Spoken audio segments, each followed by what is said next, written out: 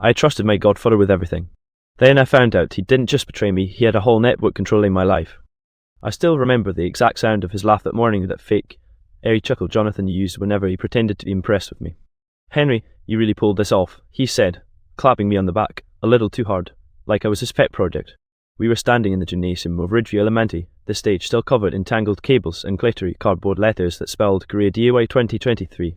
I had just finished my talk in my first public appearance since being promoted to Senior Project Director at Langard Robotics. The kids loved it. They swarmed me with questions about drones and AI arms. Teachers smiled. Even the principal shook my hand like I was some kind of local celebrity. And Jonathan, my Godfather of family but not by blood, was right there beside me, grinning like he had built those robots himself. He was invited as a supporting speaker, but somehow ended up right next to me the entire time, inserting himself into every conversation. That was the first warning sign. I brushed it off. He'd always been clingy. Ever since my parents named him my Godfather, he treated me like his personal redemption arc, the success story he could brag about the bars. He was only 5 years older than me, which made the Godfather title weird from the start, but whatever. But for the first time, I noticed something unsettling. Every time I spoke to someone, he hovered. Listening. Smiling. Filing things away. My younger brother Ronald was helping stack chairs across the room. He waved me over with that "we need to talk now" look. Ronald's the kind of guy who doesn't do subtlety. Buzz got tattooed forearms, jaw always clenched like he's chewing invisible gum. He's a firefighter, emotionally allergic to dishonesty. "Why's he glued to your shadow?" Ronald muttered once Jonathan walked away to schmooze a group of teachers. "Who, John?" I shrugged. "He's just excited. He's proud of me." Ronald snorted. "He's harvesting you." I frowned. "What does that even?" "He's writing your autobiography in his head so he can pitch it at Thanksgiving like he lived it." I laughed it off. Ronald didn't. He just stared at me hard. "Don't give that man access to your company files, or your passwords, or your trust." I should have listened. 2 days later, HR called me in. It was a Wednesday, 3:15 p.m. Room 204, or the same conference room where I had signed my promotion contract 8 months earlier. But this time there was no coffee, no smiles. Just Marissa from HR sitting across from me with a folder and a face like she had rehearsed bad news in the mirror. "Henry," she began gently, "we received a report regarding unauthorized data transfers made from your workstation." I blinked. "What report?" She pushed a printed log toward me. My name, my login, my timestamps. Accessing confidential schematics. Exporting them to an external address I didn't recognize. "At first I thought maybe you were working remotely," she offered. But the pattern was odd. I felt my palms go cold. "Marissa, I didn't send this." Her expression remained sympathetic but distant, like she already knew I'd say that. "I believe you," she said. "But the board won't. They escorted me out. Like I was dangerous. Like I was dirty." That night I called Jonathan. He picked up on the second ring. "Hey champ, what's it?" I got suspended, I blurted. Silence. "They're accusing me of stealing company data." More silence. Then, too casually, "Wow, that's intense. You sure you didn't accidentally?" "Jonathan," I snapped. "I need you to be honest with me. Did you access my computer?" He laughed. Like I told a joke. "Why would I do that?" I didn't answer. I waited. Listening. Something shifted in his breathing. Just slightly. A hitch. That was warning sign number 2. But I still didn't believe it. Not really. My brain refused to place him in the role of villain. He was my Godfather. My mentor. The man who bought me my first Lego Technic set when I was 7. He wouldn't ruin me. Right? The next morning, Ronald banged on my door at 6:12 a.m. He didn't wait for me to answer, he just entered.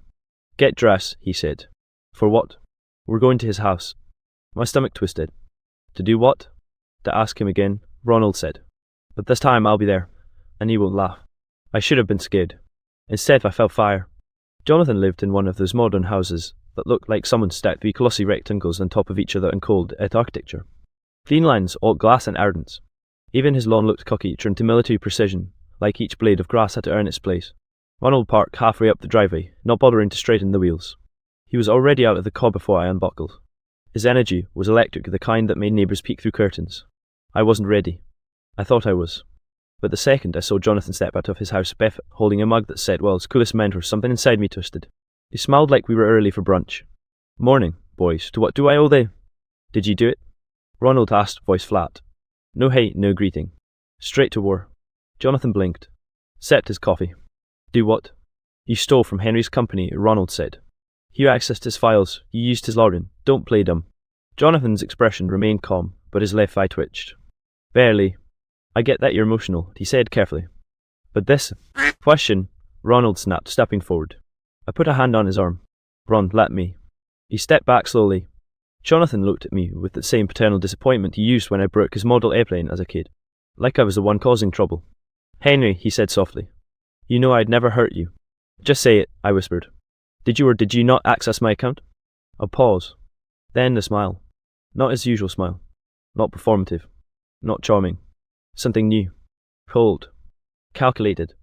Prove it, he said. Something inside me shattered. Not because he confessed he didn't, but because in that moment I knew. He wasn't denying it. He was daring me to catch him. Ronald clenched his fists. I swear to God.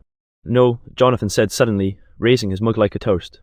If you're about to make this physical, remember I've been legally trained. Assault is still assault. Ronald muttered. Jonathan shrugged. Perspective. Then he turned to go back inside. That's when I said it. Why? He froze. Didn't turn around. Didn't answer. Just stood there, one foot inside his house, one foot out. Ronald spoke first. Because he never saw you as family, he saw you as leverage. Jonathan walked inside and closed the door. We stood there on the driveway for a full minute. The air was cold, but I didn't feel it. My skin buzzed. You got your answer? Ronald asked. Yes, I said. But it wasn't enough. I didn't just want confirmation. I wanted evidence. I wanted his world to burn like he burned mine. Over the next few weeks, everything unraveled. Landguard officially terminated me. No severance.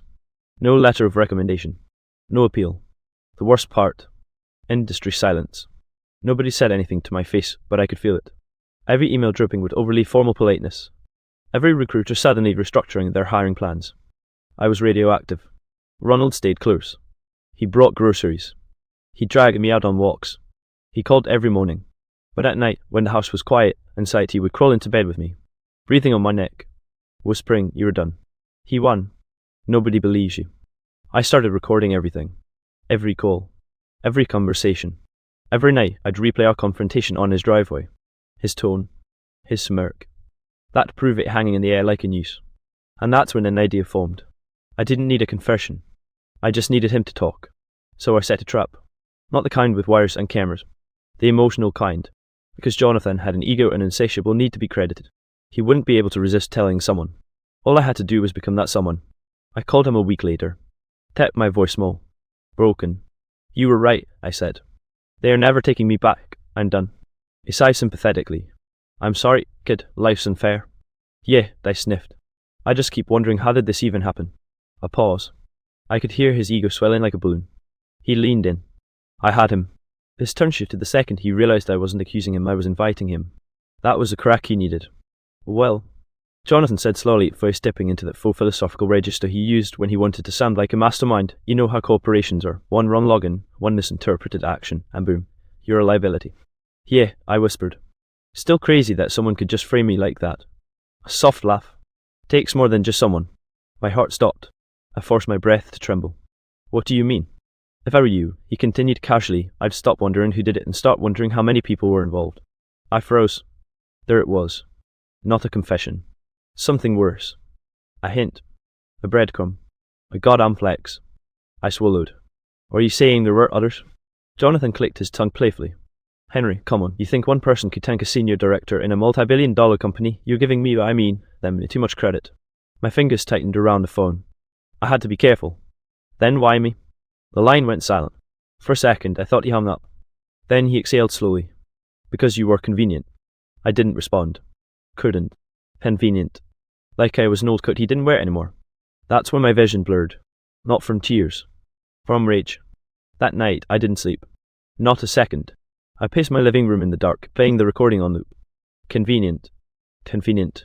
Convenient. Ronald came over unannounced at 8 a.m. with breakfast sandwiches. He froze when he saw me, eyes bloodshot, hair a mess, pacing like a caged animal. What happened? Not a question. Command. I played the audio. Ronald didn't move for a full 10 seconds. Then he exhaled sharp, like air through clenched teeth. We're not going to the police yet, he said. Why not? Because this isn't big enough. I stared at him. He literally admitted it. He hinted. Ronald corrected. And hints don't win cases, they get laughed out of court. So what do we do? Ronald's jaw tightened. We make him say everything. For the next 2 weeks, I played the role of broken man better than I ever played anything in my life. Late night texts. Occasional calls. Self-deprecating jokes. Jonathan grew comfortable. Too comfortable. He started offering advice. Little ego-filled monologues about accepting the game and understanding leverage. He wanted to be seen as the wise strategist, not the snake. Fine. I'd let him, because strategists love to brag. And all I had to do was listen. The breaking point came on a Thursday night, 11:47 p.m. I called him, pretending to be drunk. Maybe. I slurred, pouring water loudly into a glass for effect. Maybe if I knew how it all worked like step by step I could move on, you know. And like the narcissist, he took the bait. Oh, Henry, he chuckled. You always were too honest, too trusting. People like us, we don't play fair, we engineer outcomes. He continued.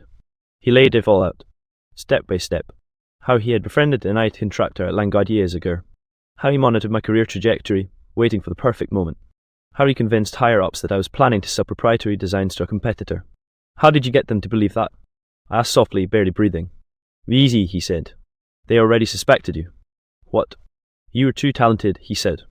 Too visible. People like that don't get promoted, that they get pushed out. I just accelerated it. I felt sick. Not because of what he did, but because he was right. Talent is celebrated until it becomes threatening. The Jonathan, I whispered. Why would you do that to me? A pause. Then, a sentence that broke me. Because I was supposed to be. My throat closed. My vision went white. He wasn't helping me all these years. He was competing. And I never noticed. I ended the call without goodbye. Saved the recording. Stared at my phone. Then I texted Ronald just 3 words. We have him. A minute later, he replied. Good, now we bury him. But we didn't confront him privately. That was Ronald's idea, and he was right. Snakes thrive in silence, he said. You don't corner him in a room, you expose him in the light. So we picked the one place he wouldn't expect it. My mother's house. Sunday, 1:00 p.m. Family lunch. Jonathan was always there at those. Always early, helping set the table like the golden son-in-law my mother never had. He'd joke with my dad. He'd charm my aunt. He'd kiss my grandma on the cheek and refill her tea without being asked. He knew how to look like family. But that day I was done letting him wear our blood like a costume. Ronald and I arrived together. I had the recording on my phone. I had a Bluetooth speaker in my jacket pocket. My hands were shaking so hard I nearly dropped it twice. We walked in. Everyone was already seated. Long wooden table filled with roast chicken, mashed potatoes, steamed vegetables and my mom's classic comfort spread. Jonathan was covering the chicken. He looked up and smiled. But when he saw both of us side by side, his eyes flickered. Just for a moment. He sensed it. Dude. Henry, my mom called. You look pale, honey. Rough night? Yeah, Jonathan chuckled, wiping the carving knife. The man's still recovering from all the stress lately. My mom's expression fell. You boys need to stop worrying, things will get better. Jonathan made a show of sighing sympathetically. If only life were that simple, right? I pulled out the Bluetooth speaker. Set it on the table. Everyone stopped moving. Forks suspended mid-air. What's that? My mom asked. I looked straight at Jonathan. I have something to play. Jonathan's smile twitched. Henry, he said softly. Warningly. Don't make a scene. Ronald leaned forward. Oh, we're way past scene. I pressed play. Jonathan's voice filled the dining room. People like us, we don't play fair, we engineer outcomes. My mother froze. My father slowly lowered his glass. My aunt covered her mouth. Jonathan shot to his feet. Turn that off. I didn't. You think one person could tank a senior director? Took multiple people. I just accelerated it. Henry, my mother whispered. What is this? I didn't look at her. I kept my eyes locked on him. Jonathan lunged for the speaker. Ronald slammed his hand on the table so hard the plates rattled. Sit down. Jonathan's jaw tightened. His nostrils flared. But he didn't move. He knew Ronald could break him in half if he tried. So he turned to me. His voice dropped low. Henry, he said through clenched teeth, you don't understand what you're doing. I stood. Finally. No, I said. Calm. Cold. I didn't, but now I do. He scoffed. You think this changes anything? That recording won't hold in court. It's too vague. I nodded slowly. Maybe. Then I smiled. Which is why I didn't just send it to the police. His eyes widened. I leaned in. I sent it to your boss. The colour drained from his face. I wasn't bluffing. I had emailed it that morning. Subject line, internal breach, listen immediately. CC the entire executive board. Jonathan stumbled back from the table. You're making a mistake, he rasped. No, I said. I'm correcting one. Ronald stood beside me, arms crossed. A wall. Jonathan looked around the table desperate, searching for allies. None. My mother's face was wet with tears. My grandmother whispered, How could you? Jonathan finally broke. His voice cracked. I saved him. I built him. Everything he has is because of me. Then why try to replace me? I asked quietly. He flinched like I'd hit him. For a moment he was silent. Then something shifted in his eyes. No more charm. No more mask. Just pure, venomous hatred. You were never meant to win, he spat. He looked right at me. And I'm not done. Ronald moved forward, but Jonathan was already backing away, grabbing his coat, stumbling toward the door. My mum cried after him. He didn't turn back. The door slammed so hard the window shook. Silence. Nobody spoke. Then Ronald exhaled. Well, he muttered. That went well. I laughed. It came out broken, but it was laughter. Real. Alive. The house was silent after Jonathan left. They still sat, half-eaten, mashed potatoes congealing under the chandelier light. My mum kept wiping her hands on her apron, muttering under her breath, and my grandmother stared at the empty chair like she could summon him back with sheer willpower. Ronald and I just sat down, the tension draining slowly, leaving only exhaustion. I finally let my hands fall to my lap. They were still shaking. We need to be careful, Ronald said quietly. His eyes were sharp, scanning the room. He's not going to just vanish. This was a warning. I nodded, trying to steady my voice. I thought once he was exposed, it would end, but this feels like the start of something worse. And it was. Fallout hit in ways I couldn't have anticipated. Emails from recruiters stopped entirely. Every company I had spoken to over the last 2 years suddenly closed their hiring pipelines or said, we decided to pursue internal candidates. Even friends at Langard who I thought were allies started acting distant, careful not to ask too many questions. The recording helped with the board, but legally, it wasn't enough on its own. Jonathan hadn't technically admitted to the crime in court, and I was still unemployed. Months passed, and my confidence crumbled. Anxiety gnawed at me like an animal I couldn't shake. I barely slept. When I did, I woke drenched in sweat, hearing Jonathan's voice whispering in the dark. Therapy became inevitable. The first session was brutal. Dr. Langley asked me to recount everything from the first warning signs at the school event to the confrontation in my mother's dining room. My voice trembled so badly that I could barely finish a sentence without choking back tears. He asked how I felt about my brother, my parents, my godfather. I had no words.